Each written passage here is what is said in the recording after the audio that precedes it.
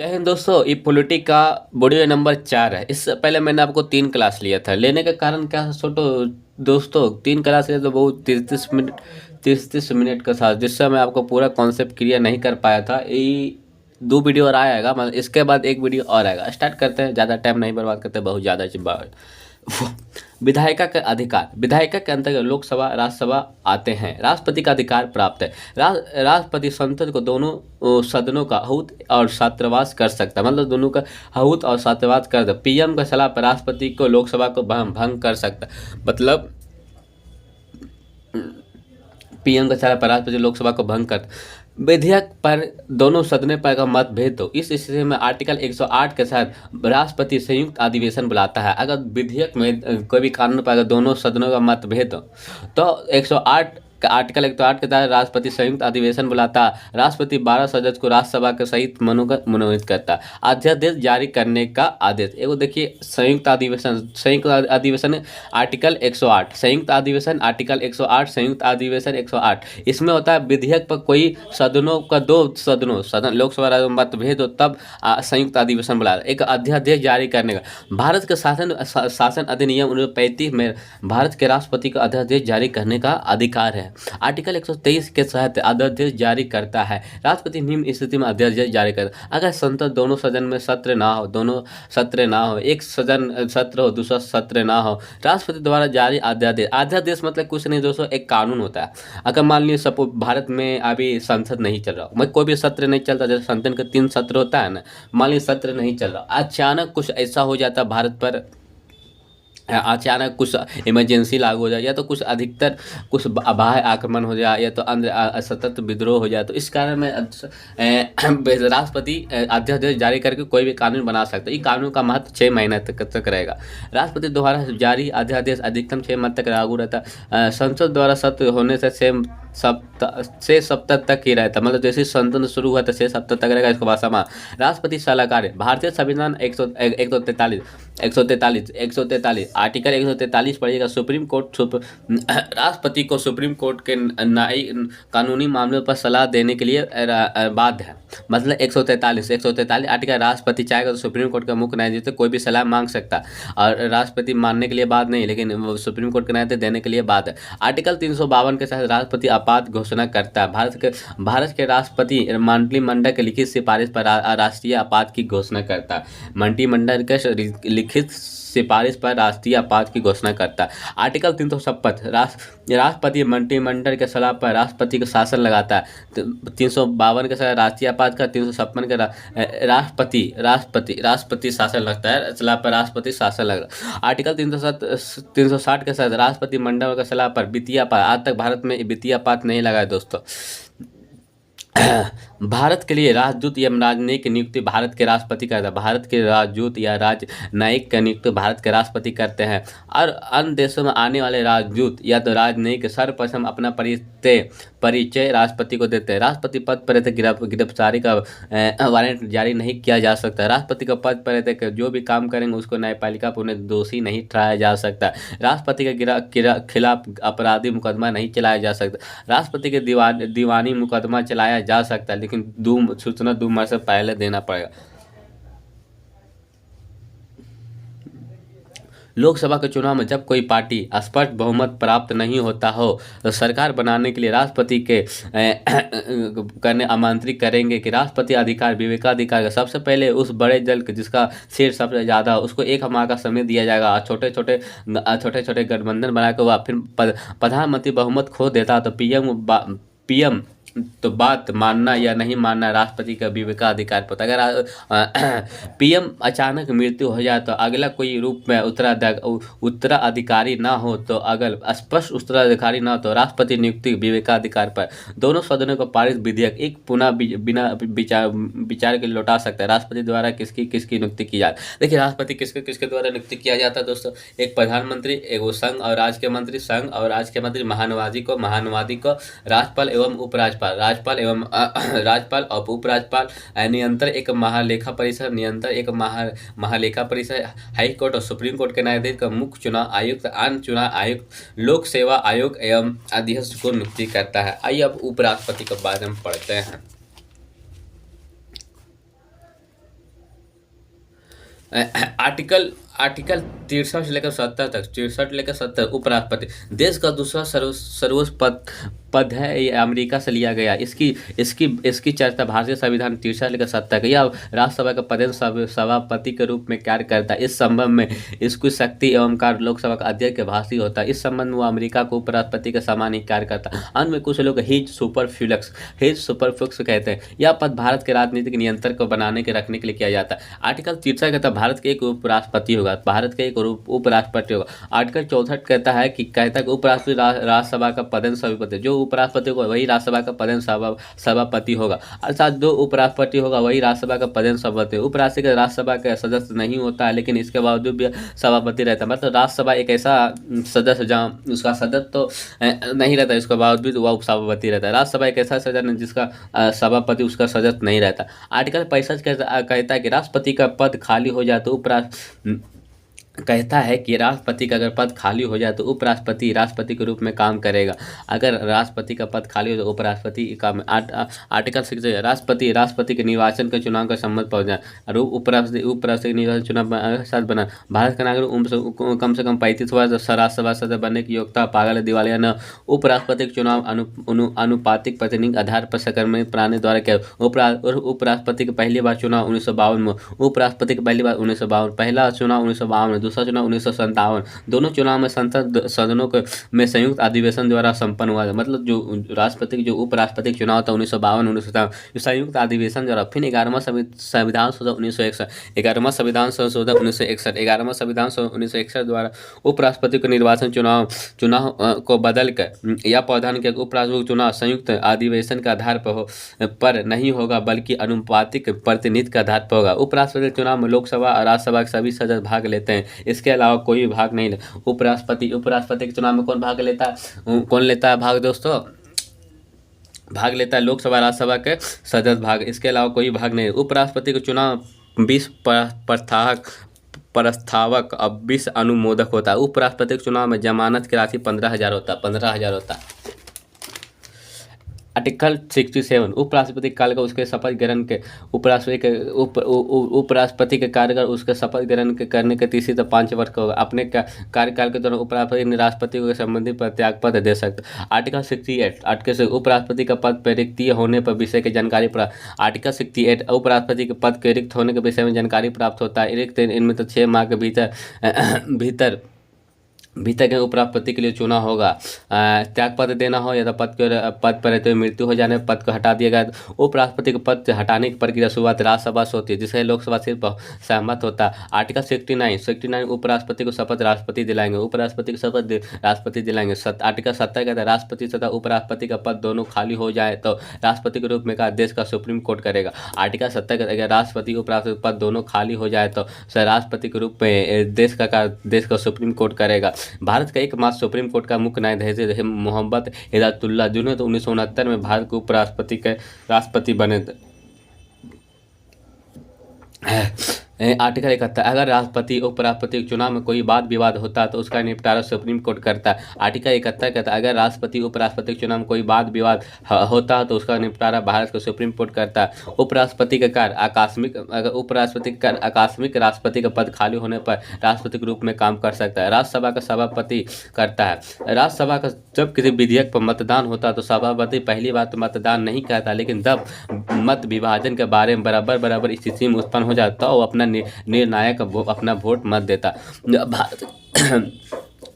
भारत का प्रथम सर्वपल्ली राधाकृष्णन उपराष्ट्रपति के पद ने राजनीति। फिर दूसरा उपराष्ट्रपति जाकिर हुसैन, तीसरा बीबी गिरी, सबसे छोटा कार्य बीबी गिरी का था। फिर चौथा गोपाल सोवन पाठक, पांचवा बीडी जयंती, पश्चिमा मोहम्मद हिदायतुल्लाह सुप्रीम कोर्ट के मुख्य न्यायाधीश हिंदी ने उपराष्ट्रपति के तौर पर काम किया। आर वेंकटरमन, शंकर दयाल शर्मा, के आर नारायण, कृष्ण रामत, भोरी सिंह शेखावत, हमीद अंसारी, नायडू, जगदीप धनखड़ वैसे भी इसके जगह पर आया है टीपी कृष्ण कुछ नाम है दोस्तों, याद नहीं आ रहा।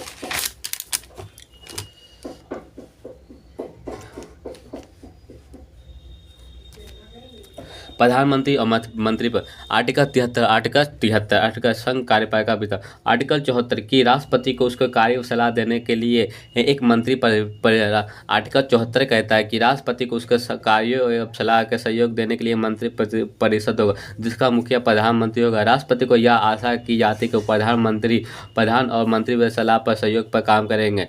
आर्टिकल 74 कहता है राष्ट्रपति को उसके कार्यों में सलाह सहयोग देने के लिए एक मंत्री परिषद होगा, जिसका मुखिया प्रधानमंत्री होता है। राष्ट्रपति को यह आशा की जाती है कि प्रधानमंत्री या मंत्री परिषद के सलाह पर सहयोग में काम करेगा। आर्टिकल 44 के संविधान संशोधन 1978 में 44वां संविधान संशोधन 1978 में राष्ट्रपति को यह अधिकार देता है कि वह मंत्री परिषद के सलाह के एक बार पुनः विचार करने के लिए लौटा सकता है, या तो दोबारा है तो सलाह मानने के लिए बाद है। 44वां संविधान 1978 में राष्ट्रपति को यह अधिकार दिया कि मंत्री परिषद की सलाह को एक बार पुनः विचार के लिए लौटा सकता है, या तो दोबारा तो मानकर। मंत्री परिषद का मंत्री 3 प्रकार, वो कैबिनेट मंत्री होता है, राज्य मंत्री होता है, उप मंत्री। राज्य मंत्री उप मंत्री दोनों कैबिनेट मंत्री का सहयोगी होता है। कैबिनेट मंत्री समस्त अधिकार होता है। कैबिनेट मंत्री के पास समस्त अधिकार होता है। ये अपनी विभाग का अध्यक्ष होता है।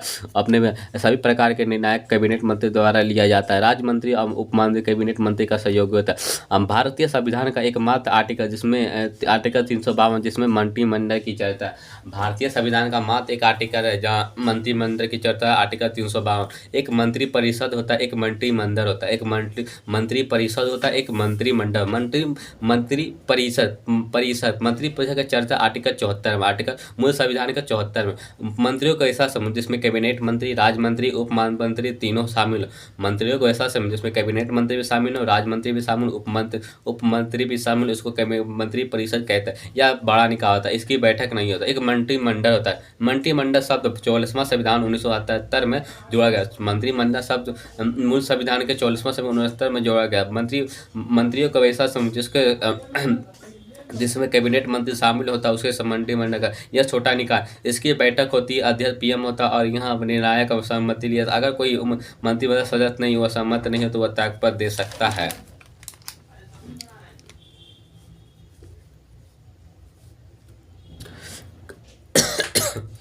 केंद्रीय मंत्री परिषद में मंत्रियों की संख्या लोकसभा के कुल संख्या 15%। जो भी कैबिनेट मंत्री होता है उसकी संख्या लोकसभा के 15% से ज़्यादा नहीं होना, से अधिक नहीं होना चाहिए। इसका निर्धारण 91 संविधान संशोधन 2003 में के साथ किया गया। 91 संविधान 2003 में के साथ किया गया। इस संविधान संशोधन के तहत यह निर्धारण किया गया कि राज्य मंत्री विभाग के मंत्रियों की संख्या विधानसभा कुल सीटों की संख्या 15% से अधिक नहीं होगा।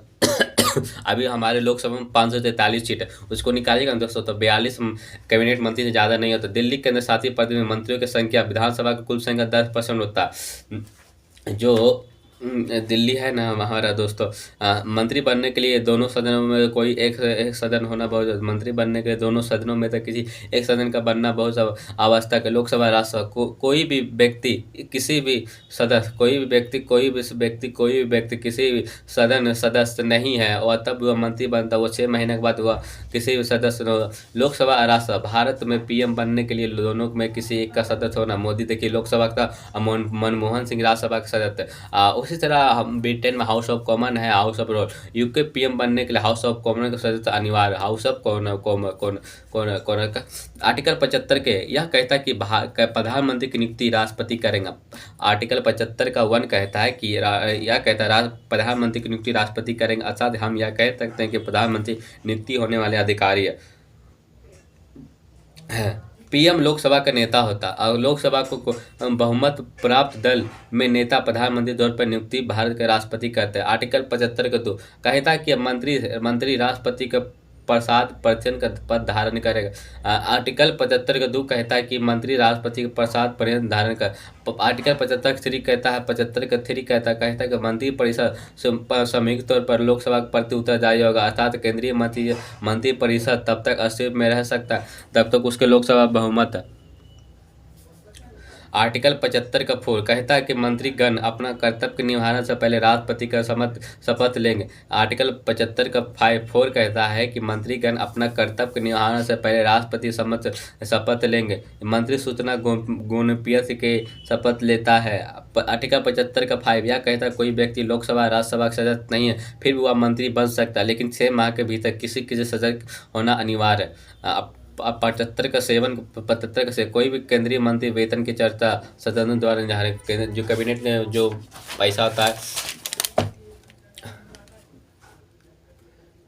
एक विश्वास प्रस्ताव होता है, एक विश्वास प्रस्ताव या लोकसभा में लाया जाता है या सत्ता पक्ष द्वारा लाया जाता है। सत्ता पक्ष द्वारा अगर यह प्रस्ताव साधारण बहुमत पारित से नहीं हो पाता तो सरकार गिर जाए। इस प्रस्ताव के माध्यम सच्चा पक्ष यह दिखलाता है कि लोकसभा में उसे बहुमत प्राप्त है। फिर आप विश्वास प्रस्ताव, यह प्रस्ताव लोकसभा में लाता है। यह प्रस्ताव विपक्षी पार्टियों द्वारा लाया जाता है। यह प्रस्ताव लोकसभा के 50 सदस्यों के लिखित तथा